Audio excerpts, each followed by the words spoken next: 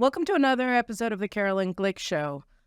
One of the really amazing phenomena that we've been seeing since October 7th is just how the way that the people of Israel have really mobilized around the goal of defeating Hamas. I mean, it's like this spirit just descended on the people of Israel when we understood what happened to our brothers and sisters in the South that day. And it didn't matter where you stood on the political spectrum. Everybody just became unified around this understanding that we just have to annihilate Hamas. It just can't be allowed to continue to exist. And this spirit has continued, but we've been seeing, as I'm writing in an article right now for JNS, we're seeing dissipation of that will among our elite, among our leaders. And what you find is that the will of the people is really becoming indomitable. And just as I had the mothers of warriors on a couple of weeks ago to talk about how they've organized to protect their children on the front lines by being opposed to humanitarian assistance. So it was last week, this group of reservists who were on furlough or were mustered out of the service just sent it to Jerusalem and formed this protest tent outside of the Prime Minister's office to demand either to be sent back into battle or just to ensure that the battle is not abandoned and that we win. And the man who started that initiative, who is leading the protest tent of Israel's reservists, is an old friend and colleague of mine, Gilad Ach, who is also the Director General of an incredibly important NGO here called Ad Kan. Enough is Enough, basically the English translation, which follows the operations of these anarchist and radical NGOs that are funded by foreign organizations that collaborate with Palestinian terrorists. So, and just one last story before I turn to Gilad, because he's my guest today, is it was very funny. When I went there, I told you guys last week in my monologue I needed a pick-me-up, so I went, and I saw Gilad. And I said, I should have known I'd find you at the end of the road. And here he is. So thank you so much for coming on to the Caroline Glick Show, Gilad. Thank you. Nice to be here. It's great to have you on the show.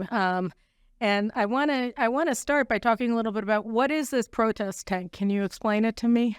So I'm a major in the IDF. I served 6 years in the first service and then like 15 years in the reserve duty.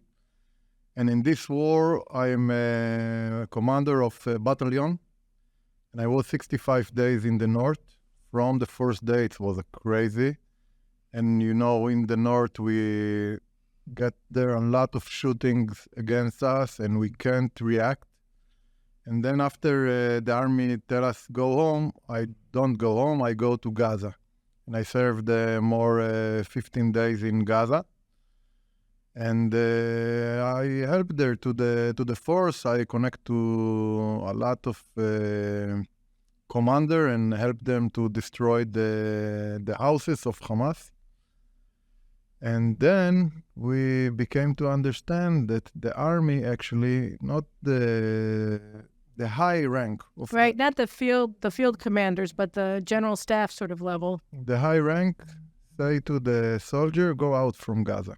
Go out from Gaza, and when you go out, when you live like neighborhood like Jabalia or Bet Hanun or Sajaiya, places in Gaza Strip that it was very tough to enter, when you go back, so the population, so-called population, enter. They come back. Yes, they come back and they enter, and what the people don't know, that the population and Hamas, it's the same. It's the same. You don't see like a soldier in the street. They put the weapon in houses, inside, under the bed, and things like this. When you enter to a house, you go onto the bed and you see like RPG, Kalashnikov, and all these kinds of weapons. And then they go in the street like civilians. And when they come back, actually Hamas came back to the places, to the neighborhood that we already conquered. So for us, it's a crazy situation because myself was like 4 times in Jabalia. And each time you need to conquer this from the beginning. What do you mean you were in Jabalia 4 times? You mean during the 15 days? No, Okay. from 2004 until today. So over a period of 20 years, you've conquered Jabalia neighborhood 4 times. 4 times. And each time you lost friends. People died, people injured. Crazy situation. And each time the army tell us, okay, you conquered, now come back to Israel.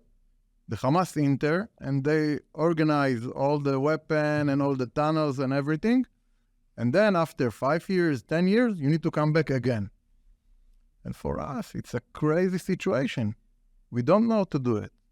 You see, if we don't stay there now, I'm pretty sure that my son need to be there 10 years from now. And it's something that not end never. Right. And the thing is that now we've seen what they want. They did it. You know, we had a one-day Holocaust. And we were promised by our leaders that the purpose of this war wasn't to do just another round, that it was to defeat them, it was to destroy them. And how do you feel that's playing out in Gaza? Where do you see it? Where don't you see it? So you're saying that now they're telling everybody to leave, but I mean, in the thick of things, in the first several weeks, it looked like that's what we were doing, right? You see, the big feeling that each soldier that go out from Gaza or from the north have is the gap, the big gap between the soldier in the field to the leadership. They're like, don't understand nothing. They don't understand what happened in the field. Or maybe they want to go to a place that the soldier don't want to go to this place. Okay, we are very strong against the terrorists. They're afraid from us. When you go inside with parachutes, with tanks, with all the weapons that we have, and actually with the courage of the soldier, they're run away. They're afraid. They can run away. It's not like they handle with civilians in the 7th of October. They're afraid from us. And we are conquered the place and lost friends. And then what the leadership does with our achievement, they give it back to Hamas. And it's a crazy situation because they are not lose nothing. They are not lose friend. They are not injured. They not care, actually. You're talking about Hamas. No, or the leaders. I mean to our leadership. Our feeling that they are not care what we are, what happened to us. Mm-hmm. This is the crazy situation that we feel, and I think the most of the soldier feeling. And we want in this time to finish this in a clear victory. Not something that the day after the agreement, they are shooting more rockets and they say, okay, we save our capability to shoot rockets. No, something we get so strong hit in the 7th of October that we have all the legitimation to give them like a knockout. Right. And so what would it look like? Because one of the striking things about this war is that the general staff never gave us benchmarks. You know, what has to be achieved in order to say we won? We don't have any. I mean, I know you put out a plan early in the war that said this is what a victory looks like. What does a victory look like? Okay, first of all, we understand that our enemy don't care to die. They don't mind dying. It's not do nothing for them because they believe very strongly that the moment after they die, they get 72 virgins. Exactly. So it's the best position for them. And for their family, they get a lot of money if they died in the battle. So this is not something that changed the mind. It's not victory for us. I think that victory is to took a part of Gaza Strip, to took a land from their area, to put it in Israeli, inside the Israeli. To just annex it, to say, okay, guess what? You've lost territory. Like exactly. They need to lose territory. And why is that? Is that just from a security perspective? Because they were talking about maybe making a kilometer-wide buffer zone that... No, not because of security reason. because in the mindset of all over the Middle East, people understand the guy who entered to war in Israel, he lost territory. This is something I think that everyone can understand this, and it's very clear, and it stays for years. The second thing, we say they have 2 million Palestinians in Gaza, something like this. Open the border. Give them to go away. Right. And then also, they lost territory. They lost population. This is a clear victory. You're not talking about pushing them across. You're talking about letting them leave. In the last year, 100,000 people left Gaza Strip with cheap, with a lot of with boats, with a lot of way through Egypt, through the tunnels. So if just we open the border, I'm pretty sure that they can move. Also in Adkan, in our organization, we speak with Arabs, also in Gaza. And we saw the motivation to leave the Gaza Strip. You have the people, they are part of Hamas. I don't know how much, but a lot of people, they are part of Hamas. And a lot of people that don't want to be connected to Hamas. So, okay, open the border. It's true. I think I talked about it last week on this show, and I certainly wrote about it in my book, which is that, over the years you've had, I think so far the estimates are 300,000 at least Gazans who have left. And they leave every time they can. Like every time that the Egyptians open the border, you get people just rampaging to get across it.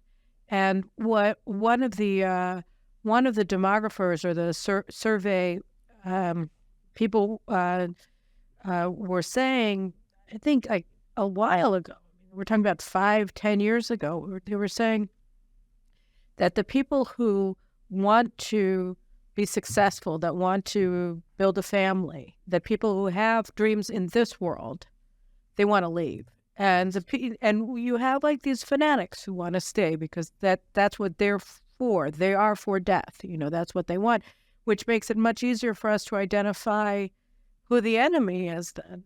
Right? Also, the leadership, the family of the leadership of Hamas, they are not in Gaza. They are in Europe, part of them in Israel, by the way. Oh, nice. In the Negev. So they understand what they do. They use the population there to attack Israel. This is the whole story. And Israel entered to this story, Malkodet. To this trap. Yes. They are say, okay, this population, they are suffer and everything. No, open the border.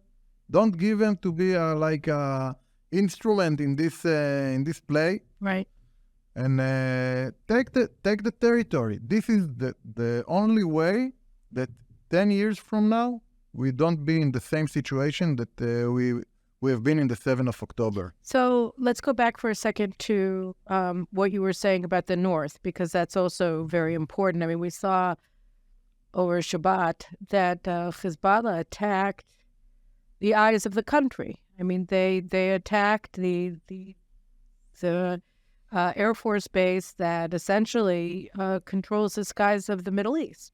And we don't know what the damage was. We know that it was damage because the IDF said, but they didn't say how much. But this is an act of war by anybody's measure, and yet we keep getting pressured by the United States to agree to stand down and to accept that we're supposed to give land to Hezbollah in Mount Dov, which is one of the most strategic sites in Israel, and in Rajar. And what was the feeling when you were there? You were there for how many days? 66 days? Yes. What's happening? So in the first day when I came, it was a lot of Andrelamusia. Just craziness. And the commander tell me, you take this part of the border and be ready that Hezbollah attacked you. Uh-huh. So I took a tractor. I have one of my soldiers have a license to drive on tractor. I tell him to block all the road between Lebanon to Israel. We block the road inside Israel. You see, with sand, with קוביות beton. With just concrete blocks. Everything that we find with trees, everything, we block the road. Then I took tanks. I found tanks in the field, and I put them, and I tell them, okay, you be here, be ready. If Hezbollah enter, we kill them. I don't know how much people enter, maybe 10 people, maybe 10,000 people, but we need to be ready. And this was the first day. So there was nothing. There were no defenses on the border. It's a very small group of soldiers. Not something Scared out of their minds. because I saw what happened in the south. Like 3,000 people enter, and the army not ready. It's like the peace started. They was not ready. They were directing traffic. Oh, Nero's, it's right over there. It's a crazy. And the day after, I say to my commander and the high commander, every person that I can speak with him in the high level of the army, I tell him, come on, let's hit first. Don't wait that they are attacked us. And a few days after, because something in the mind of the army understand, maybe Iran is behind all this story. So we have to send the people. Maybe the next step of Iran is to send Hezbollah. So they send all the people from Kiryat Shmona, from Metula, from all the kibbutzim and the moshavim in the north. It became to be crazy. You see, just soldier, all the road closed. You can't drive here because it's open to Lebanon. You can't drive here because it's open to Lebanon. And it's a strip in our country that without people, just with soldier, like Ritzuat HaBitachon. Like the security zone in Lebanon, except we're protecting.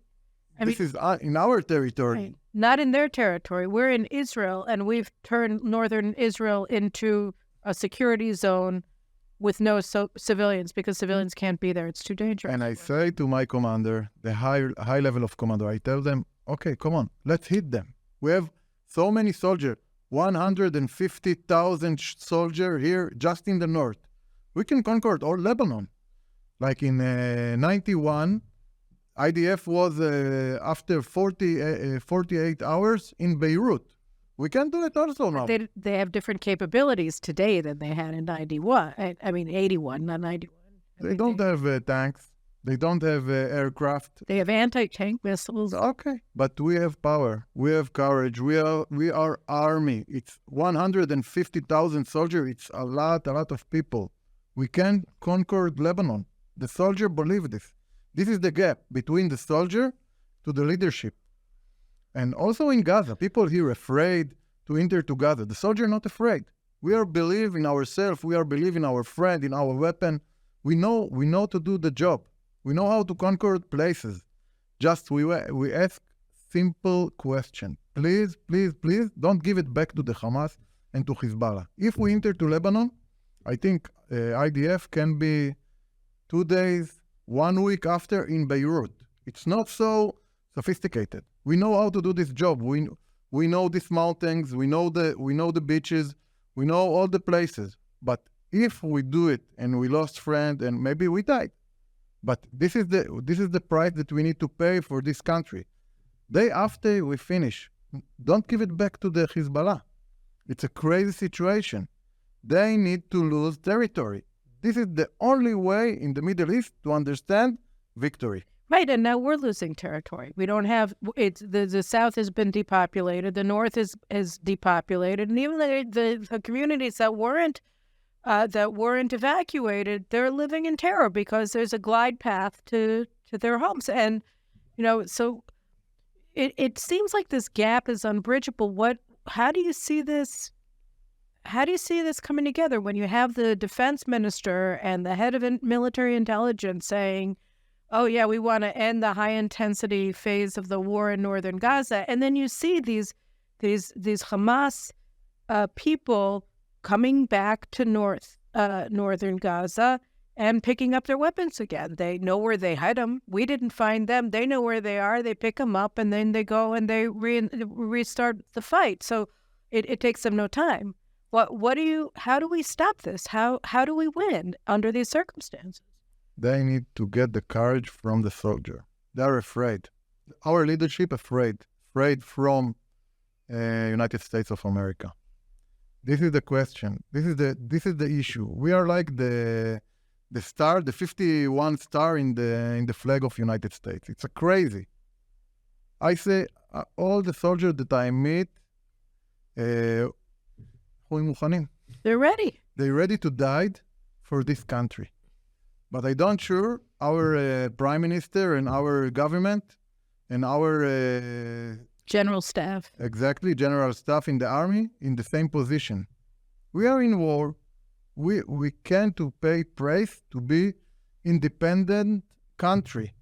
Okay, this is the goal. We are the only country of the Jewish. We want to be in ourselves, not to be the 51 star in the flag of United States. This is the issue, and we send letters of a lot of officers to the prime minister, and thousands of civilians that support us and everything, but they don't care. So I think the next step, if there can't be strong leadership in time of war, I think the population go against them. This is what's going on. Yeah, but in the meantime, what we're seeing is that the only people who seem to be getting traction in their anti-government operations are the left that are saying, let's just cut a deal, whatever the price, with Hamas to get our hostages back. And then you hear these former generals, the ones who told us just 3 months ago that Hamas was deterred and that they weren't going to do anything to us, are saying that Hezbollah is deterred by the people of Lebanon, and they don't want Lebanon to look like Gaza, and therefore they're not going to attack us. And like, it's all just going back to October 6th here. When I hear people that speak like this, I ask them one question: how much days of reserve duty you serve in this war? Because this war changed the mind of a lot of people. When you sleep with your friend or 50 friends in the same room or in the same house in Gaza, 90 days, 3 months, it's a lot of time. You became to think in another way about him. You don't hit him. You're ready to die for him. He's ready to die for you. If he injured, you help him.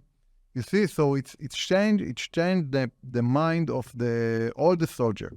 And in this war, we have 350,000 people in reserve duty. 350,000. Yes, it's a lot of people, and they have families, and this feeling go to their family also. I know. So it changed something in our people, in the people of Israel, and I'm pretty sure that it's going to be something power that's going to be in the next election. Not just the elections. I mean, the thing that I'm concerned about now, most of anything, is now, more than anything. I mean, we're in war, and you hear Tony Blinken, the Secretary of State, is making his, 78th visit here since October 7th to tell us that we need to wind down and not fight in Lebanon and move from high intensity to low intensity and protect the Gaza civilians who are, like you said, Hamas.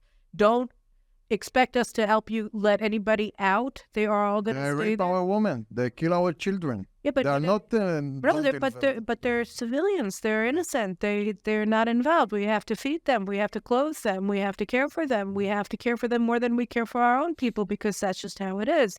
And those are the rules. And then you hear the defense minister saying that he agrees. So, I mean, this is like when the public has to make itself heard, isn't it? I mean, it's even more important than elections, because we can't walk away from this war. Of course, I think days from now it starts to be a demonstration against the government, because they are menutakim. Yeah, they're cut off. Yes. They're cut off. Well, when you look... Also, I want to say something. Also, the guys from that save the ideology of Kaplan Force and all the guys against the Reforma, they are also... You're talking about all the people who were lighting Israel on fire for the 10 months before yes. October 7th to protect the the Supreme Court and the legal fraternities oversized powers and to block any reform of that. They are also crazy. And What do you I'm mean? pretty sure they don't serve in the reserve duty in this war. They didn't, sir? No, they don't do it. Because they are now, you see, all the people that are very old people, and they are not in duty now. So they don't have the feeling from the battle. They don't have it. Now, what this war does, she connects us. She makes us very united. Right, and there's solidarity among the forces and among the families of the forces. Exactly. So you think that you think that people who were in reserve with you were in all the anti-government demonstrations, or I not have so much? people that go there. A lot of young people that go. It's like a festival actually in Tel Aviv. You see, women, guys, boys, everything, good music. Food. Saturday night. Yes, it's like a festival. They don't think a lot of Supreme Court, not Supreme Court. It's not care. But everyone goes, so they go. They manage to do it, a big issue here. But now they think, okay, we're not against you. You're not against me. We are together. It's something else. This is something that not enter until now to these people that try to, again, to do all the demonstration against, to take us one against other. And it's also not this spirit not get to the government until now. And I think it's something that's going to change in these days. When I came to see you guys last week, I saw, I think, 2 members of Knesset. One was sitting with you when I came in, and another was waiting for that guy to leave so he could sit with you. And it just felt like you were like, the beauty queens, I mean, like everybody wants their picture taken with you and to show that they're in solidarity with you. Is that parade of politicians still going on? Politician came, and a lot of people came. People that just go out from Gaza, go to the tent next to the Prime Minister office. But I think a lot of people in our nation understand that they want to take part of this war, even that they are not in duty. So when they came, they feel part of this. Right. And I think it's something strong. But the issue is to take the spirit, not just to say, I'm with you. Take our spirit, that we want to win, that we want to be together. These 2 things, I believe it can do the change of this country. I think it is the change in this country, and I feel it already. I mean, I've felt it since October 7th, and you're right. I mean, I feel it everywhere in this whole country, except for among our decision makers. Like, they just live in a totally different country. So that's why I'm wondering, the politicians who come to you, what do they say to you? They say, okay, we are with you, but it's complicated. Exactly. It's complicated. You can't do 2 זירות. Oh, we can't do 2 fronts? 2 fronts in the same time. And, okay, I say to them, okay, finish Gaza. Send the people from Gaza away all over the world. No, it's war crime. To let them leave? Yes, I tell them, okay, did you try to do something? Did you speak with any country, with any third country that's willing to take them? But I understand we have. The Congo apparently has expressed willingness to take them. I know Chechnya already has been taking them in. Turkey said, not that there are friends or anything, but Erdogan said a couple of years ago that any Gazan that makes his way to Turkey will be welcome. I mean, there are all kinds of places that they can go. So it needs to be a project of the government to take 1 million people from Gaza to all over the world, to all the countries on the world. So they tell you that we can't do that? We can't do it. It's sophisticated, it's complicated, and all these words. So, but I believe if we do more and more pressure here in Israel and also in United States, in the Congress and in all the Capitol Hill, we can do the change. You know, it's interesting because the mothers of warriors that were here last week, you know, they're going to be. I don't know if they already did. They were sending a letter to President Biden saying, "Look, you know, you can't. You're not even helping anybody with the humanitarian aid because it's all going to Hamas, and then you're just making it so that people remain completely beholden to this terrorist organization by bringing in these trucks." I mean, what would you? I guess the last question about specifically about Gaza. I mean, why isn't the IDF controlling the humanitarian aid? Why are we just letting it go? I mean, it's just the weirdest thing. Like, even now, when some of it is coming in from Israel, and we're not controlling its distribution. It feels like they're not even trying. Yes, you know, they're not even trying. I want to explain you. In Hamas, in Gaza, you have 700 kilometers of tunnels under the ground. So to do it, you have so many people that work on it. On the tunnels. So actually, Hamas paid the salary to the most of the people in Gaza. They finish their second degree or the first degree, and they go to work in the tunnels. And Hamas paid them the salary. So Hamas control all the families in Gaza. It's work like this. If you want food, you need to go to work in Hamas.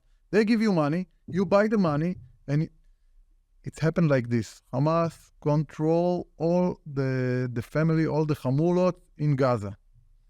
And the other Hamulot that don't work in the tunnels, they work to bring a weapon. You know how much weapon you have in the Gaza Strip? It's not so big place, like 40 kilometers. North to south. Yes.